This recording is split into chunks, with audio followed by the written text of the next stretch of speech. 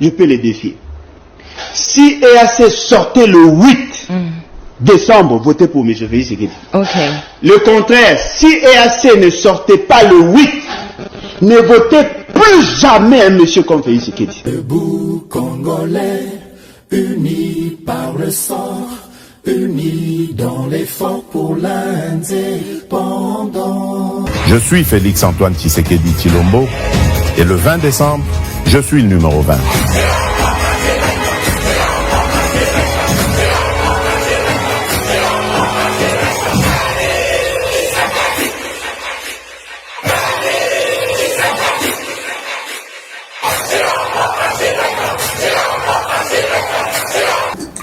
Oui, malamu na GCAM Télévision, fidèles abonnés, chers internautes, Sengonangai, Koué Babino, Ebele Nabolandi, émission Nabino ba éclairé debout congolais de partout où vous suivez Samba Olonga à travers le monde. Na Pesibino, Matondo Mingi, bon début de semaine partout, Bino Bozo Rolanda Biso, Boye Bayango que Esengeli, Bo s'abonner na chaîne Nabino, Bo partageaka.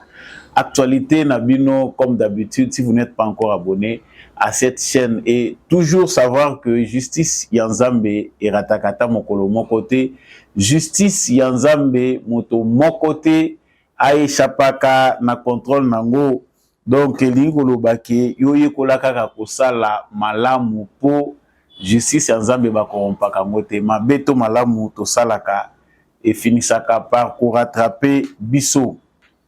Nalombango na kei na ba sango ememinga lisuli boso na bino mokolo ya lelo esengeli toyeba ete contingent liboso ya EAC silibongo kolongwa na République démocratique du Congo ezali contingent kenyan yango esilaki kosalema mokolo ya dimanche euti koleka tokozongela ba sango wana toyeba ete wana ba contingent kenyan et Sili Kokende M23 a récupéré ma position, non c'est pas Iwapi et à ses forces régionales Bazalaki Kovanda et puis Natongo Tuzaï Koloba Bitumba et Zongi Makasi entre mouvement terroriste M23 na ba FARDC et la République démocratique du Congo na Bawaza Lendo.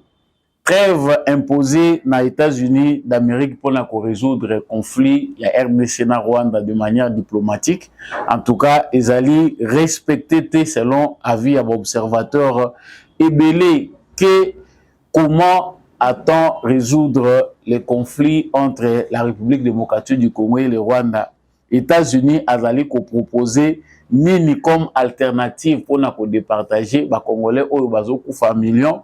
Rwanda ou azali ko agresser Congo, izali mituna ba Congolais bazali ko mituna proposition ezali nini pour résoudre la question de manière diplomatique. Awa EAC azali ko kende.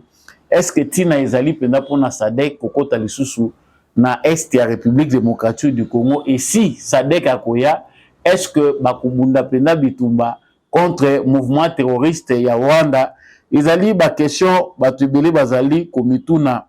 Est-il possible aussi de déclarer la guerre contre le Rwanda après le départ de l'EAC? Mituna wana nyonso bozali ko mituna mususu pe lobamite tozali ko yanolango na analyse to kosala sikasikawa. Sangwa mibale sengeli to ba ete candidat à la présidence de la République Délice Sanga a Silibongo ko rejoindre candidat Moïse Katumbi. En tout cas, Délice Sanga a jugé malamu orienté Kotika et Bonganaye topé ko soutenir Moïse Katumbi. Beaucoup d'observateurs se posent la question pourquoi avoir commencé la campagne, faire 2 semaines il y a campagne pour finir par rallier quand il y a Moïse Katumbi. En tout cas, la révélation Ezali Ebele, il y a revirement, il y a Délice Sanga pour opter. Na choix, il y a Moïse Katumbi. Nous allons aussi parler de la campagne du président en exercice candidat à sa propre succession, Félix Tshisekedi, qui avait décrété un deuil de 3 jours après les incidents. Il y a Mbanzangungu, et Sengeli to rappelé que après Kitanaï na Mbanzangungu, marée humaine ezalaki kuna pona koyamba candidat Félix Tshisekedi et salaki que vraiment foule les alaki bien contrôlé te na sorti na bango na stade bousculade et salaki ke bato bakufa 5 ou 6 morts selon rapport oyo bapesi yango et tindaki penza Félix Tshisekedi candidat président de la République a décrété dès il y a 3 jours en mémoire ya bandeko oyo basilaki kokufa pe bamusupe bazalaki ba blessé lelo ezali mokolo asuka ya 3 jours na ye ya deuil national. Nous parlerons aussi dans l'actualité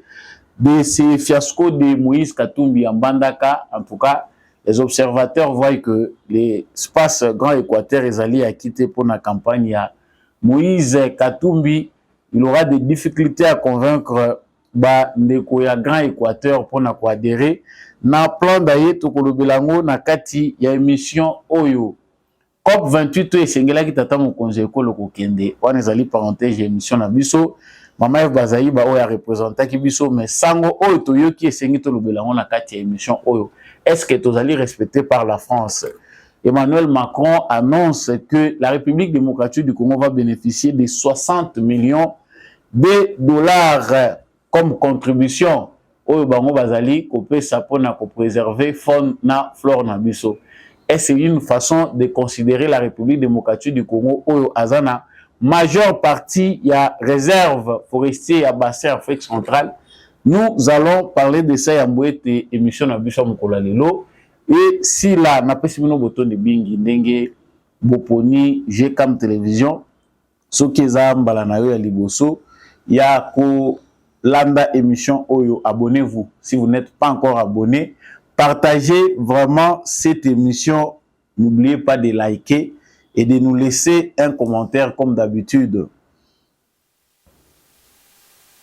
EAC ndenge tolobaki EAC contingent nango ya liboso toloba contingent principal oyo ezali ya Bakenya parce qu'il s'agit mingi de Bauti kokangabisaka na bango. En tout cas, pour ceux qui pensaient comme Alain Bolodjoa, qui était hier avec Fayoul, aujourd'hui on ne sait pas il est avec qui. Plusieurs observateurs, Bajijaki non correct, Balobaki qui est maté, position du gouvernement congolais Kolobaïte et Sengeli, qui nous le 8 décembre, Torokoma EAC a libéré République démocratique du Congo va quitter sol congolais force régionale ya EAC. Et yango nde tomoni dimanche oyo komona que force régionale en premier contingent kenyan ndenge bozomona kango na ba photo basali délégation na bango basali ba réunion na bango balobi en tout cas baza obligé bakende parce que le gouvernement congolais n'a plus renouvelé des mandats. Donc bilili boza komona ndenge baza ko sala départ na bango ezali bilili principalement ya contingent kenyan oyo esengeli ezala pe suivi na contingent ougandais et puis burundais oyo ezali na contexte ya force régionale ya EAC. Pona nini EAC andimi sikoyo kokende esengeli toyeba ete na réunion oyo elekaki extraordinaire ya communauté des États de l'Afrique de l'Est ba chef d'état oyo bazalaki présent basengaki que ba chef d'état-major ba vanda ba proposer na bango ba président le lenge nini esengeli kosala bazwa contact na ba chef d'état-major topé ba responsable ya SADC pour na koyeba lolenge nini makambo yango esengeli koselema wana c'est sur le plan diplomatique mais awa toza koloba wa likambo ya EAC ça fait maintenant plus d'une année que l'EAC était sur les sols congolais et sur les sols congolais mission na bango soki esengeli to rappeler yango Yebite oyo bango balobaki en katimini mais nous savons que feuille de route ya Nairobi na ya Luanda epesaki mandat offensif c'est-à-dire mandat na ba militaire ba contingent oyo ba constituer force régionale ya EAC pour attaquer mouvement rebelle oyo ekoboya ko tempérer na feuille de route il y a Luanda na ya Nairobi. La question diplomatique a été très cruciale. Boyebi malamu ke tolobeli makambo wana mingi na bémission na biso pour démontrer comment des manœuvres diplomatiques ont été faites pour détourner la mission de la force régionale de l'EAC en République démocratique du Congo. Bato oyo bazalaki censé kosa la mission moko ya force parce que toyebi biso nyonso malamu ke s'il s'agit de la diplomatie, s'il s'agit de négociations pour la paix, ce ne sont pas les militaires qu'on engage sur le terrain. Ce sont les diplomates qui ont la mission d'aller vers leurs pairs diplomates, discuter avec eux, faire des réunions, proposer des dialogues pour essayer de résoudre les différends des deux camps. Mais ce que nous avons vu au Congo a étonné non seulement les Congolais, mais le monde entier. Batindi ba militaire ya EAC baye ba koti na sol congolais. D'abord début ya mission na bango ezalaki déjà des bandades, c'était déjà la cacophonie, les Congolais ne savaient pas se situer entre les propos du gouvernement congolais qui annonçait officiellement que l'EAC vient pour combattre les mouvements terroristes et rebelles M23 et d'autres mouvements nationaux qui ne veulent pas adhérer à la feuille de route de Luanda et de Nairobi. Bakomi awa, c'est que quelle était notre grande déception. Les Congolais, ce ne sont pas seulement les Congolais du Kivu, mais les Congolais en général ont été déçus par la posture des militaires, des contingents qui ont constitué la force régionale EAC. Tout sourire avec des mouvements jugés terroristes par le gouvernement congolais, bayambani na bango nesengo bazako cohabiter. Bakeina na lolenge o batu mususu bazalaki ko espérer te balobi, en tout cas on peut espérer aujourd'hui que lolenge oyo EAC a commis ko occuper bisika oyo M23 ezali c'est que tokozwa solution. Débat ebandi wana cantonnement ou pas M23 azali pe ko imposer ba condition na ye, nous laissons la place au contingent, il y a force régionale, il y a EAC, mais voilà nos conditions. Nous sommes allés de débat en débat pendant une année pour tout finir par une aventure qui est rejetée par tous les Congolais, y compris le gouvernement. Une aventure qu'on appelle l'aventure des dialogues. Mission ya force régionale na Congo, bakomi ko imposer na gouvernement congolais que biso to réussir komema ba M23 na kwa moko tozali kosenga na gouvernement congolais asolula na bango poete kimia ezala. Nous avons fait notre part. Alors que sur terrain, le M23 continue à attaquer les positions de l'armée congolaise malgré ba cesser les feignons sur le bango balnansaki yao.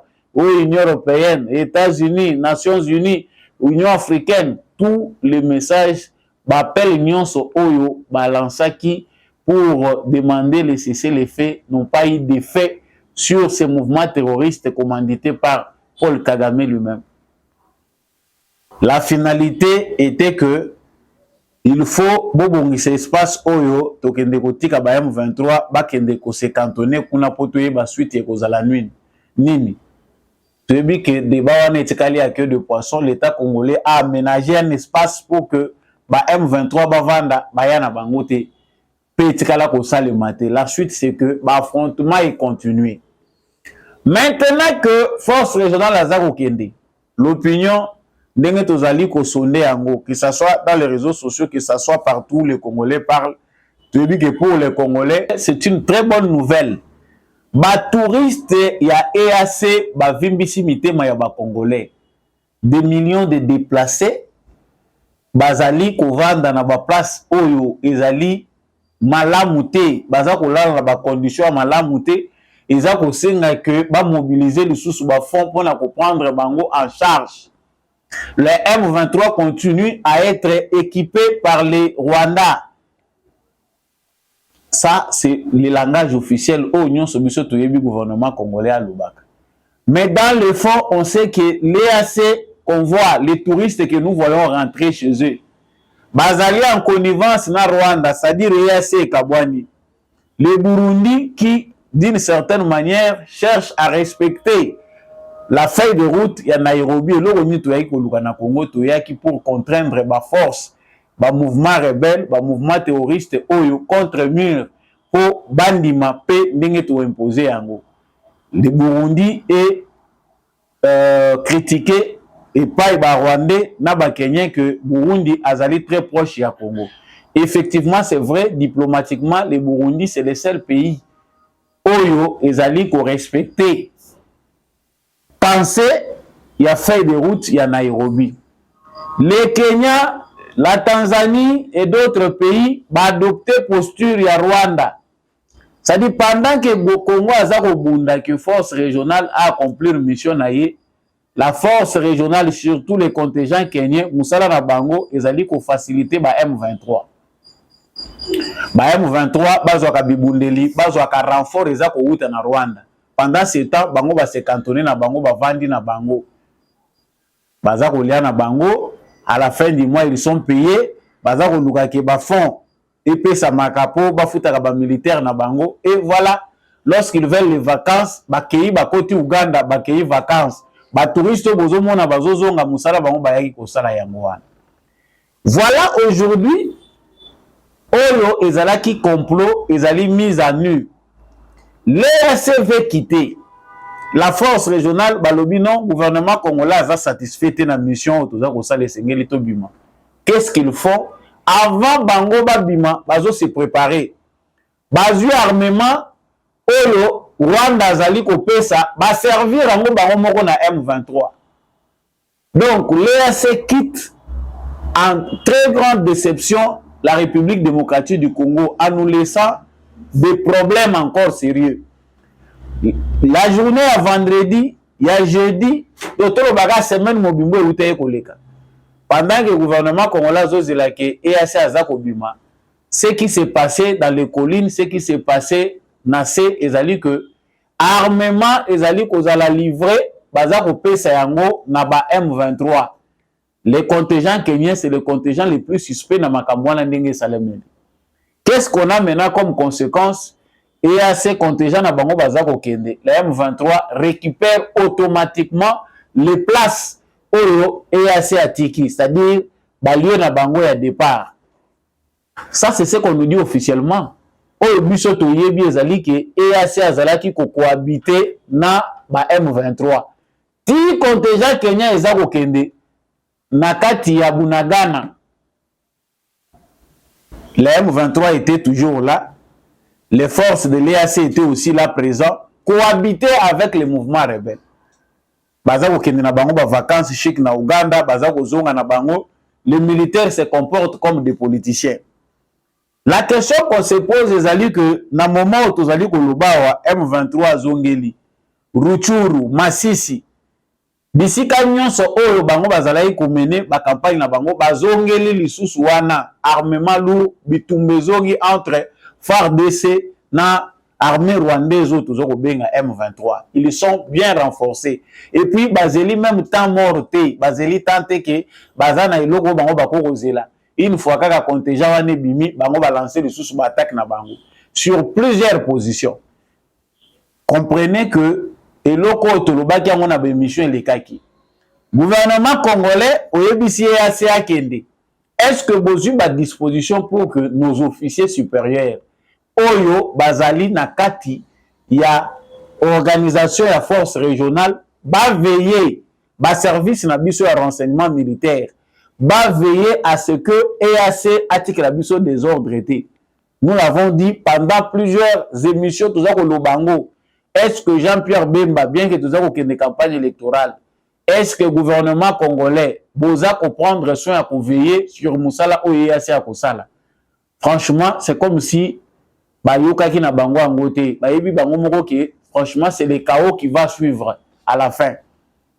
L'EAC est parti, c'est parce que les Américains, ça c'est l'autre phase, il y a problème. Les Américains va finir par enfin qu'on dit que sur demande du gouvernement congolais d'engazo senga keto libéré, Bobi Manan.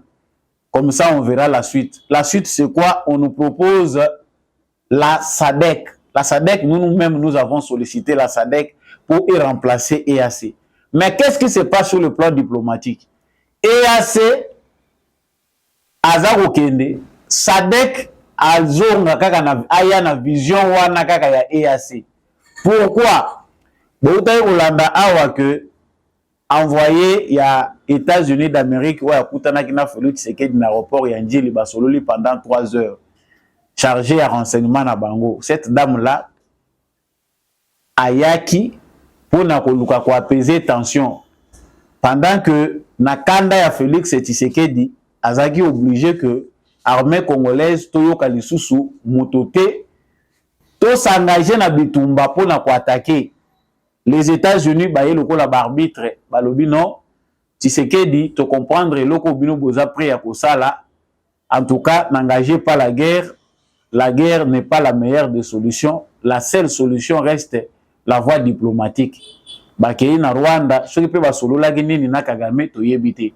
Les communiqués officiels au bango ba dégager balobi que pour eux, le gouvernement congolais et le gouvernement rwandais se sont entendus pour que Kimia ezala, cesser le fait ezala, mabe ezalate, bango ba rassurer que Bitumba est kozalate.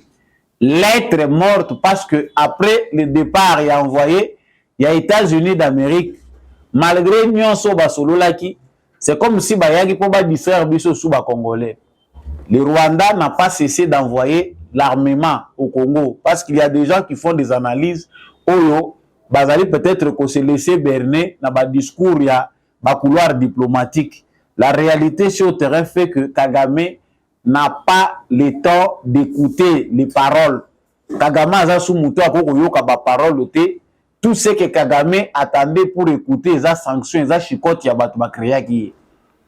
Mais pour imposer trêve, concernant le gouvernement congolais na trêve wana boza la calme, nous allons chercher à trouver des solutions diplomatiques. Les Congolais se posent seulement des questions. Questions diplomatiques au bino boza kosenga tout résoudre. Vous nous proposez quoi? Vous allez résoudre comment? Tout d'abord, sachez que le mouvement M23, esprit au Kagame Azali Kotamula Nango, na mouvement terroriste, wana bazali na ba recommandation na bango balobi que bango bazako bunda po na ba droit ya bandeko na bango, les Tutsi. Deuxièmement, ils veulent le retour de tous les réfugiés. Parmi agenda na bango renouvelé par Kagame. Ba réfugiés wana baza na Uganda, baza na Rwanda, baza partout. Il y a des réfugiés qui reconnaissent seulement le mouvement M23 où ils sengeli baya kozonga na Congo. Bon, le gouvernement congolais n'est pas prêt aujourd'hui pour qu'il y ait encore un dialogue entre gouvernement et RDC na mouvement moko terroriste toki gouvernement tozo benga ngo rébellion té. C'est un mouvement terroriste parce que ezali soutenu, ezali armé par des étrangers. Mais le gouvernement congolais avant de s'aba M23 à Solana Bango, Tshisekedi a dit non. La question qu'on se pose dans le moment où Tozali Koloba, sorti, il y a crise et Kozalanine. Parce que les États-Unis ont Congo Bundabitumbaté. Les États-Unis veulent qu'il y ait résolution pacifique, il y a conflit. Qu'est-ce qu'on demande aux Congolais? Parce que dans le moment où Tozali Koloboyo, Mando Kezako Lela, Mando Kezako Bête. Armée congolaise, na armée rwandaise, bazo bunda bitumba. Parce que le fait de dire M23, ils ont même coupé sa conflit en dimension moussous. Parler chaque fois de M23, c'est donner au conflit une autre dimension pour couper sa Rwanda raison. Il faut carrément parler de l'armée rwandaise parce que indice union sur ba preuve union c'est zali kotali sango. L'EAC est parti. Le gouvernement congolais doit se prendre en charge. Et ce qui est crucial, les alliés, moment où nous sommes en campagne électorale au Congo. Moment où la question cruciale, moment où avenir à Est et à Congo pour mettre fin définitivement à cette histoire. Parce que ce qui est totalement malade sur le plan sécuritaire, n'a pas pays où les normes sont malades, boye na moment ya boye.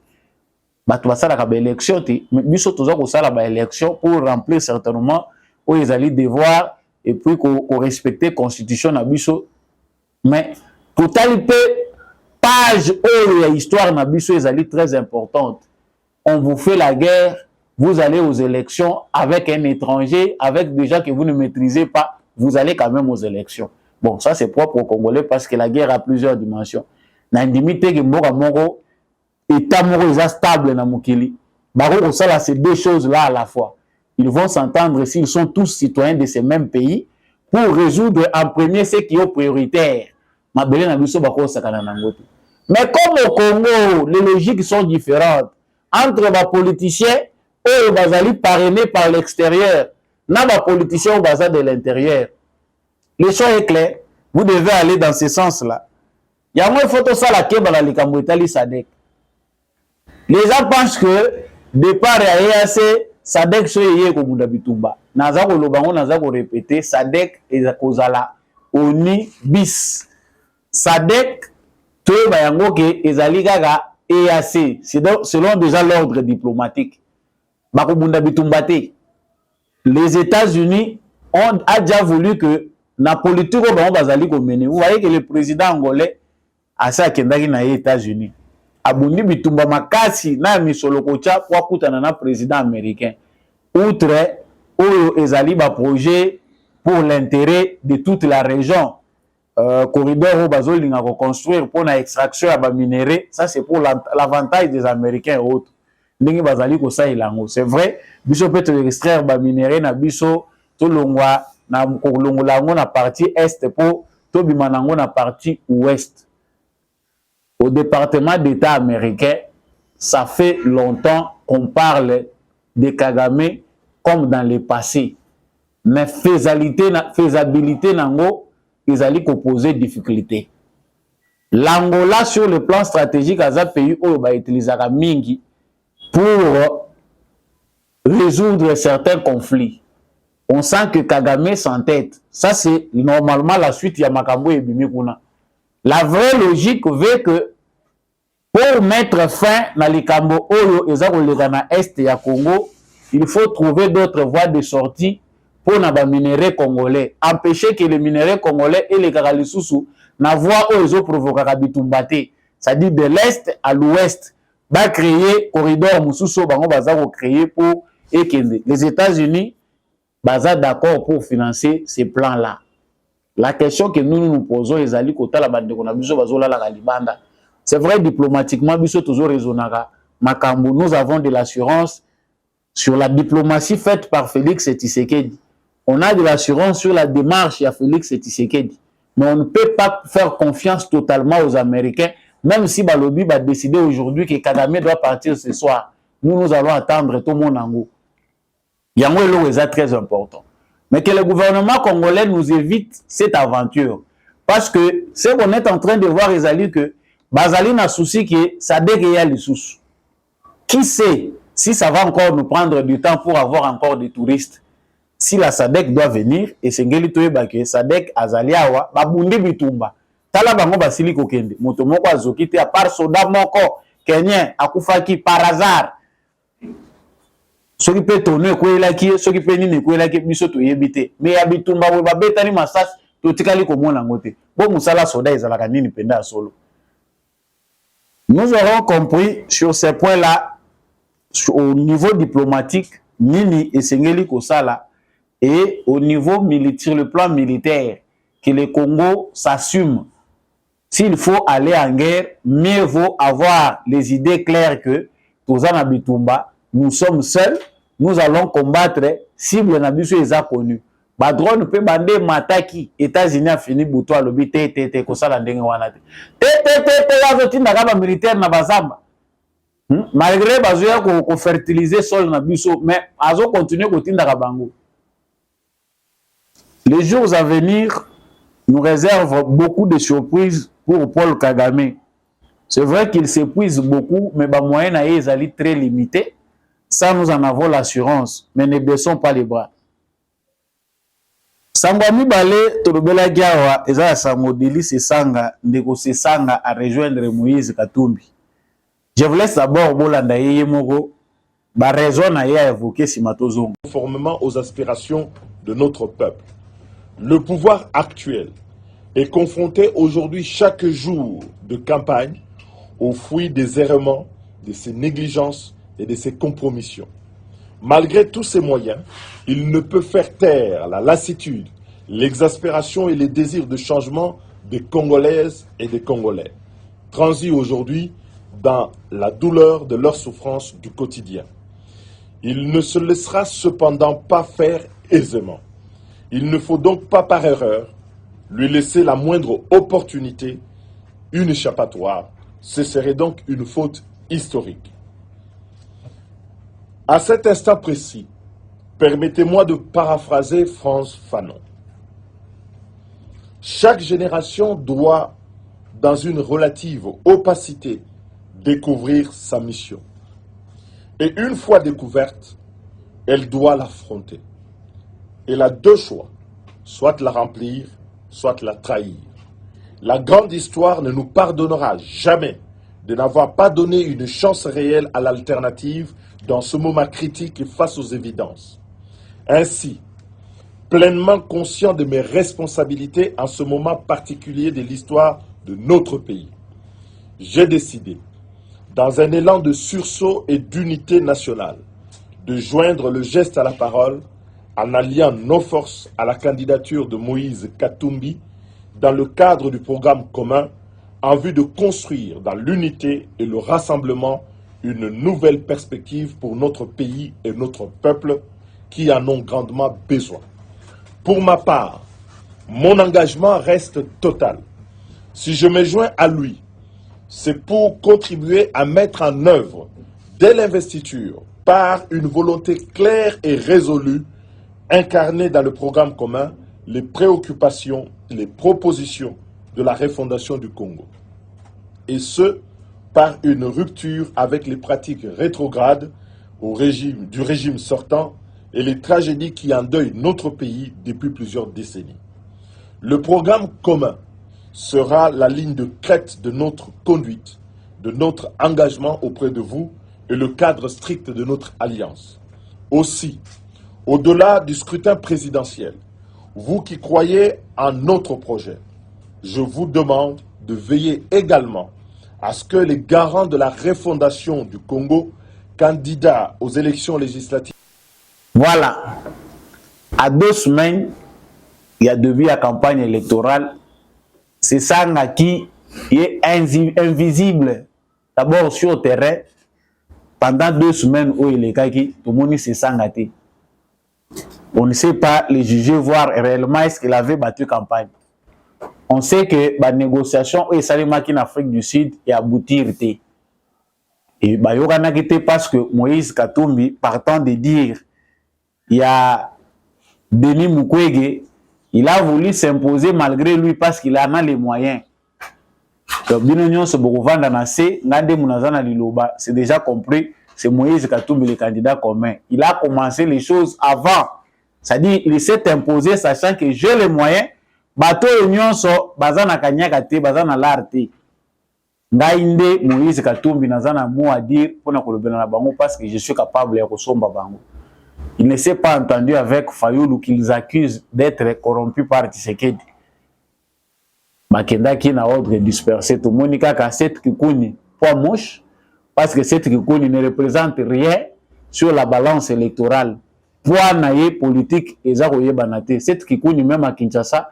Avant ça la meeting était yémoko cette kikuni dans la commune où il réside tout le monde a force à cette kikuni wana zane figurant on est en train de l'amener partout il en profite aussi à travers Moïse Katumbi pour mona kamakambozo les à travers Congo. Outre cela cette kikuni a bien récupéré son argent en tant que commerçant na ko tsambo na ngana perte té alors nous na yé avec bukango avec intérêt il ne perdra absolument rien. Il va par contre gagner en image. Batu Congo Mobimba Komona et Longia Set Kikoni.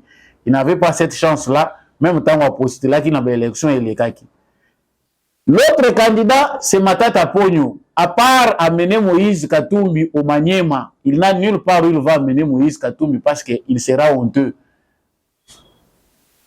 Matata Pogno, dans plusieurs provinces, on sait ce qu'il est. Bah, il dit que Matata Pogno, Premier ministre ya Moïse Katumbi, c'est un voleur. Azana isika o normalement te ba Congolo baza ko réfléchir malamu, ba ko pesa Matata Pogno crédibilité, yani loko ba ko pesa été. Le passé lourd, ezali ko peser négativement sur Moïse Katumbi et ça peut peser sur Matata Ponyo. On revient sur la question de Delis Esanga. Cet ancien rebelle, pour Azamoro parmi Bandeko na biso tout classe à rebelle, ba jeune na Congo balinga koyeba histoire te. Tant ozo tala mutu, au mone même azo agir, zonga na on a passé no yeba ka bomona neza la ndenge nini, tant akoli azaki jeune, azalaki ndenge nini. C'est ça a été aussi dans la brousse comme certains repentis, ba tumusus ba parti politique na biso ebele, beaucoup na ko adhérer boyeba ka ba histoire na ngote.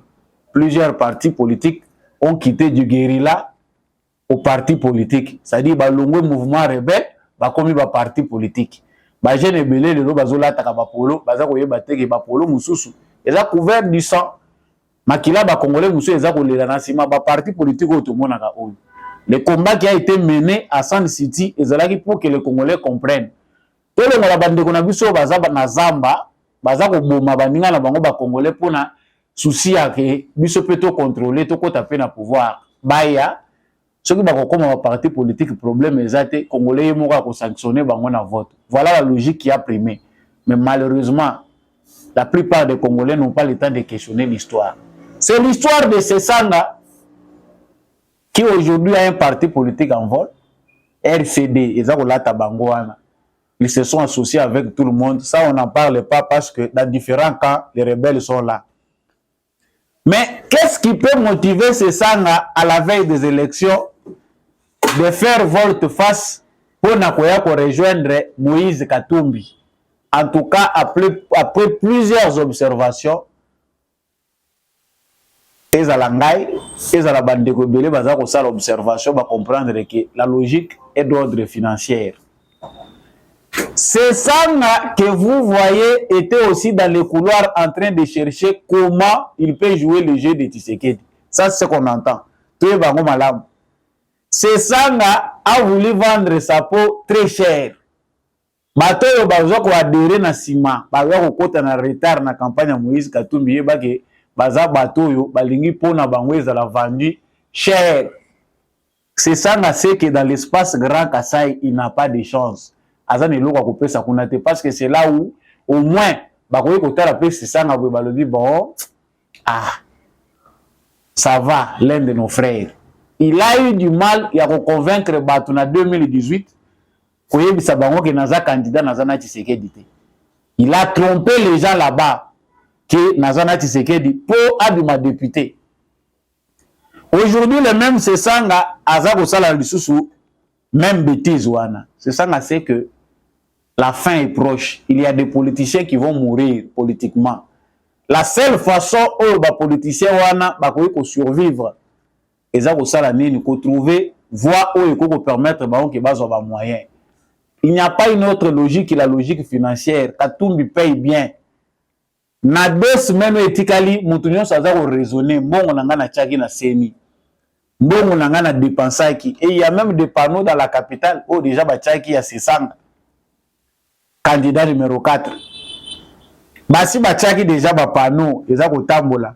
L'homme de la refondation. Refondation ya Congo, ezindi na mai au profit d'un analphabète. Eza ça passe. Voilà la qualité des Congolais qui nous pondent des Français. Parce que dans le Congo français, remplaçant Mayele. Quand il veut parler, il y a des termes, il veut vous convaincre, il veut être dans un cadre où il vous fait rêver. La refondation du Congo laisse la place à un plan qu'on ne connaît pas. Parce que théoriquement, d'abord sur le plan théorique, on n'a même pas de raison à voter Katumbi. Tout le monde a pratiqué. Sur le plan théorique, tout ça, vous voyez, plan ya Katumbi pour le Congo. Et ça, jusque-là, flou. Congolais, mon côté, ça, pour résumer, 3 mots. Il y a Oyo Katumbi, à Koïko Sala, ceux qui l'ont commis président de la République. Mais c'est ça qui est intelligent, qui pensait refonder le Congo avec son programme, va vendre son programme à Katumbi, qui ne sait pas ce qu'il va faire du Congo. D'abord, théoriquement, pratiquement, nous savons que le Congo est ici, Bateki. Parce qu'on prend le pays, on donne à un commerçant. Commerçant, il faut l'attaque congolais. Mais commerçant, c'est quoi, il y a étranger. Il y a ceux qui sont candidats, il y a moins intelligents, il y a candidats, il y a banane. Ce que vous avez comprendre que vous avez vraiment attiré par cette candidature de Moïse Katumbi, il faut avoir les vraies raisons. Sinon, pas aux a classé na bas échelle. Parce que na kati ya mboka ezaka na batu ya mayele, ba savant, ba intelligent bazalaka, ba moyen bazalaka, na bizengi pe bazalaka. So yo moko classé pena sur base ya ba critères autoché. Na logique no forme oza ko raisonner avant pour na candidat na yo, oza côté ni. Au Congo, on sait qu'il y a des gens qui vendent leur conscience, qui vendent leur cerveau pour les moyens, l'argent. Ça fait très mal d'avoir un citoyen congolais qui a un père, une mère au Congo. Bon, ma petite c'est ça, maman, c'est ça, j'ai pas le temps de beaucoup fouiner, mais les frères qui sont au Kasaï central, c'est ça, tout le monde n'a pas ta photo. C'était plus aussi important que les candidats au postuler la présidence de la République, me rappelle échantillon, il y a famille pour qu'ils aient confirmé les nationalité outre les documents. Délit, c'est ça, il ne faut pas chercher des mots pour classer ces sangs. La raison, où les alliés comprimer les colos, il y a la raison pour la position à délit, c'est ça, c'est les moyens. Nous avons bien 120 000, 150 000, 200 000, OT, nous avons 300 000. OT, nous avons des dépenses, nous avons des dépenses, il y a qu'à rejoindre, pour résoudre le problème. Il y a ici, les avions bâtis au Kéi, du colo à Monsolo. Et demain, un monsieur comme ça vient encore devant vous, avec beaucoup de Français. Parce que chez nous, quand on maîtrise bien le français, on prend une feuille, au résumé, moi, 3 mots, 4 mots, ou le professeur en français va corriger, au résumé, ah, il est intelligent, c'est un bon candidat. On n'a plus le temps de vous dire, ne vendez plus le Congo. Tawana et Roloba, tout de suite au Leki Yango. Différence, les alliés entre Mutu na Mutu Nyama. Mutu Nyama, mémoire les alagate. Il n'a pas le temps, il y a cause à souvenir, côté la yemoro, côté à outil. Parce que pour certains, on peut dire que la haine peut aveugler les gens jusqu'à ce point. Au bimino na télévision, au lobby que s'il faut voter même un étranger, je le voterai sans réfléchir parce que na omona nangé loko nga na bénéficier na Congo angote. Oza monsenzi. Vous m'excuserez les termes, mais surtout comme on a ba point wana kolobaka biloko wana parce que dans un pays sérieux, ça ne se prêche pas. Babiloko tokomo lobango. Ba presakangote. On ne le fait pas pour un candidat parce qu'avant, nous l'avons toujours fait. Tout le monde continue à le. C'est vrai, tous les candidats qui sont congolais, il faut représenter. Les candidats qui sont congolais, pour Congo bien dirigé, il faut être dirigé par un boss, un patron qui a bien réussi son commerce. Comprends qu'il veut, tu as vu que la campagne électorale les alliés continuer. Donc, Moïse Katumbi était en Bandaka. Mbandaka et pas ya bagilo wando ba trop baga province grand Équateur mobimba bagilo wando ba Jean-Pierre Bemba ba ministre ya fonction publique liaou Mbandaka itondi ba leader rebelle oyo baza ko faire comprendre na bande ko na biso à grand Équateur que Congo ezali ko appartenir na ba congolais. Quand on a la choix, on a dit que non, les Congolais, il faut tout gérer entre nous les Congolais. Moïse Katumbi a un test, parce que le test à Kassai est simbité. Campagne comme au Salema, au Kenya Nord, au Zongi Sud, au Est, au Zongi Ouest, il n'y a pas emprunté stratégie. Après le fiasco du Sankourou, parce que tout le monde a un fiasco, bande comme Balandinga, oh, binobolo la vérité, balakisi que meeting est plein. La vérité, elle est connue. Bon, il était la finalité. Au Sankourou, image cadré. Après, le VAR existe. On a vu ce qui était son meeting au Sankourou. Moïse Katumbi pense convaincre. Mais na koloba ebele azana souci qui na loba naza ko attaquer Tshisekedi pour mona ki bilan na yeza négatif. Tout joue contre lui. Même la montre joue contre Katumbi. Plus les jours passent, plus le Congo devient grand. Ou surtout awa 2 semaines et sili, Congo ngope aussi les chiangote. Moïse Katumbi sait qu'il a du mal. Après ba makambo ebele lobami awa ya konyata ba bisika mususu. ndakisa na Kasai bandeko na biso na baza koloba na bango que baza bato ya UDPS yango baza kolinga kotelemela Katumbi, mais il n'y a pas de gâteau. C'est un parti politique, ce n'est pas le gouverneur, ce n'est pas le gouvernement provincial. Le gouvernement provincial azali na devoir ya kozwa ba dispositif ya sécuritaire pour sécuriser les candidats Katumbi akitana kananga sans problème. Mais l'UDPS comme parti politique a sali pe action na ya lobby par rapport à bandeko baza kokufa na malemba nkulu likolo ya ba discours ya haine ya ba candidat mususu biso observer ville morte mabomi mututé sécurité ko sala la police ko sala la ville morte te ba institution ko sala nango musala nango baza na problème te. Donc ambandaka tumoni yango kala ndenge lekaki na Sankuru l'engouement ezate ndenge tumonaki candidat numéro 20 alekaki. En tout cas ba foule ezalaki monstre, mais ici tumonaki ndeko azako luka ko sala ndenge bandeko nyonso basalaka. Moïse Katumbi sur un vélo pour montrer que je suis avec vous, je suis comme vous. Et ça, dans le marketing, il y a campagne. Et ça se fait toujours comme ça. Moutounio Salukaka a impressionné, que ça, la geste, je vis au milieu de vous, n'ayez pas sinabino. Mais ça n'est pas l'argument principal. Le vrai argument principal au Sénégal congolais, c'est que on vote pour un bilan, on vote pour un programme. Wana ezali souvent principal, mais ba votaka pe mutu baza koyeba malamu. Est-ce que outi pas na biso? 3 jours de deuil national pour Félix Tshisekedi après l'incident ya Mbanza Ngungu, eza aussi la mukola lelo. Debi que Félix Tshisekedi aza na observation ya deuil wana parce que si personne baza batebele atumusu balobio eza banganga eza nini non ezali problème ya organisation biso ba congolais tolinga kowelela mingi pe na amu ya bandeko na biso tolinga kowelela mingi. On se souvient que gestion ya ba foule ezalaka souvent meilleur te na mingi ya ba organisation na biso to salaka na Congo.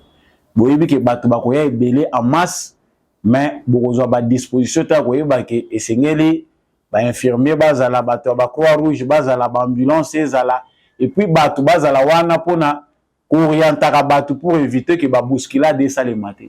Ce qui vient de se faire après meeting ya Félix Tshisekedi na Mbanza Ngungu ezali que stade de tondaki et refoulé bato mutunyo sazo lukazala na kati. Na kobima, tout le monde veut se précipiter pour que bato babima. Na kobima na ba nyatani ba o bazalaki ko nyatama bazu souffle te aller. Batikali kokufa et souvent ce sont des choses comme ça qui se répètent. Tout le monde a qui a un concert ya Fally Ipupa à Kinshasa. Plus de 12 morts. Ba ya okoma bilan officiel ya okoma jusqu'à 13. Bato babimi na concert na bango ba nyatani tout ça mais et pourtant la police était là, il fallait prendre des dispositions pour encadrer bato pour que ba bousculade des alati. Donc les ali problème moko ya gestion ya ba foule, on sait que désormais ba autorité ba rozelango ba disposition pour que ba incident wana esali magali sous-souté. Donc pour Félix Tshisekedi, la campagne redémarre demain, mais partout vraiment tout ça comme on a que visibilité za mingi pour na candidat Félix Tshisekedi, ce n'est pas approuvé. Tout ici na parenthèse oyo Congo eko bénéficier na 60 millions de dollars.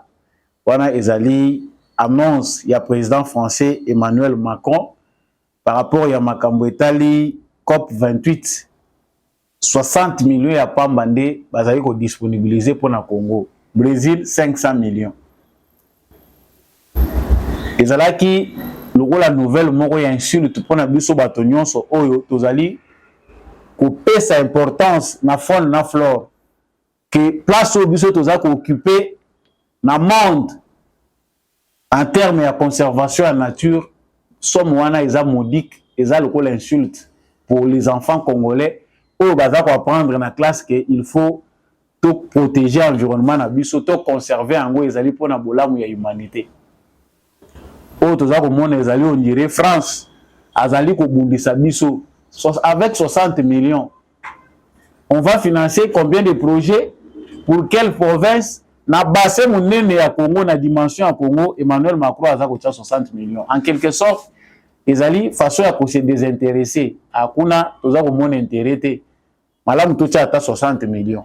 Na Brésil bazo 4. Donc bisope esengeli tobeta sete na likambo wana, tant qu'on n'est pas considéré, il faut prendre d'autres mesures pour tozala respecter. Émission na biso mukolo lelo esuki wana omoni malamu ete ba sujet nyonso oyo ezalaki annoncé na sommaire tosilisi yango. Actualité ezali ko continuer toujours sur GCAM Télévision. Pensez à vous abonner si vous n'êtes pas encore abonné. Partagez cette émission. Tika commentaire. Vous allez FARDC, vous allez na motema, RDC na motema depuis wapi.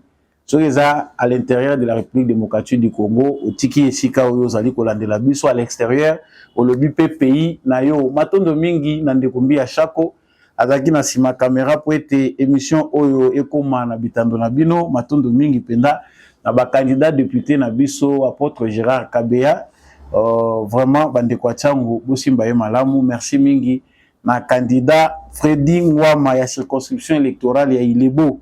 En tout cas, Bande Kwa Ilebo, candidat na bino na pesi bino yewana, Azama Boko Pembe, Azali vraiment, Mutoyo, Akomema Souffle, Asika, c'est 109. Merci à l'homme de la vérité des urnes, Jean-Louis Timbalanga. Merci à Papa Kennedy Mukendi. Merci à Papa Maurice Kikangala, Papa Boniface Mpunga, Maman Bilbilonda et tous ceux qui aiment l'émission Debout Congolais. Bolingaka équilibré, Zala. En tout cas, je suis équilibré sans parti pris. On reste debout.